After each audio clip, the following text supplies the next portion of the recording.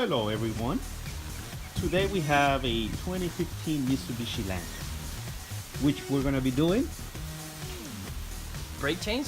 Brake update? I don't know. brake pad change. Brake pads are The worn front, down, yeah. fucking bad. Front brake pads. All right. So of course you gotta just jack up the car, pull on the emergency brake, and the jack stand, and remove the tire. And as you can see, I don't think we have that much pad left. So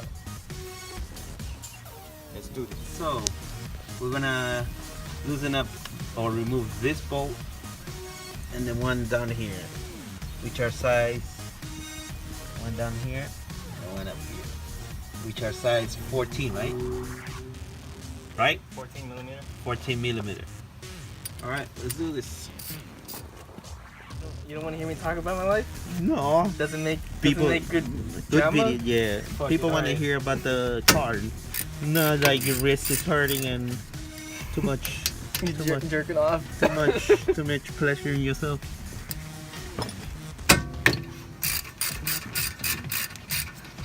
Now, as always, these brakes don't really change. All you really have to do is just remove the bottom bolt, and you can loosen the one at the top. And all you gotta do after you remove this,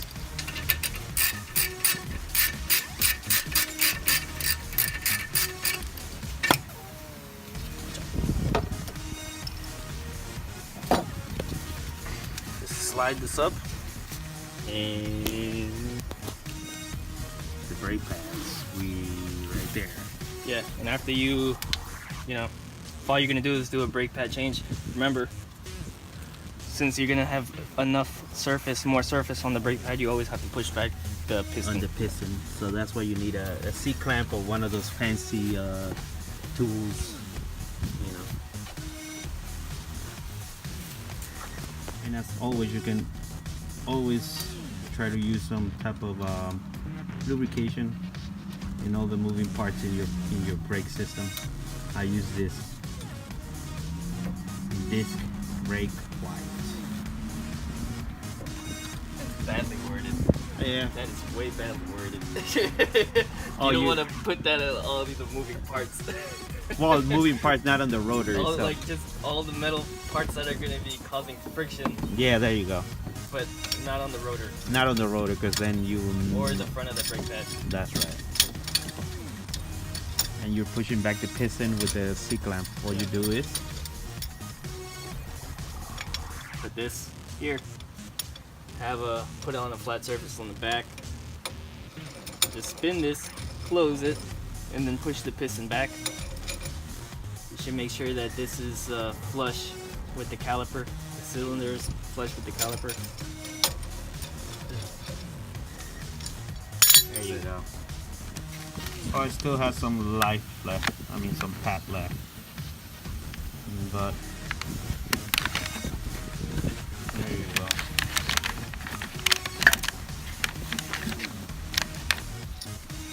And then you replace all the clips with the ones that come with the package.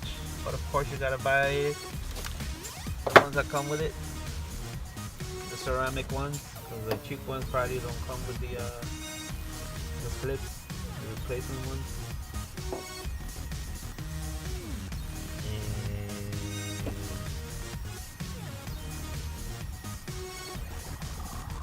And my master mechanic here is lubing everything. Every orifice. Every orifice.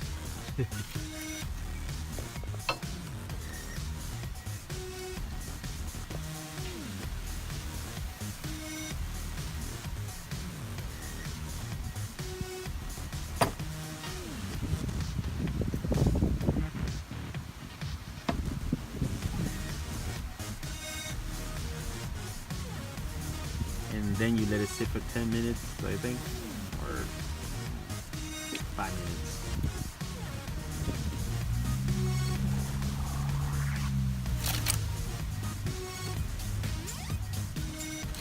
waiting like 5 minutes for the lubrication to set. We're gonna bring down the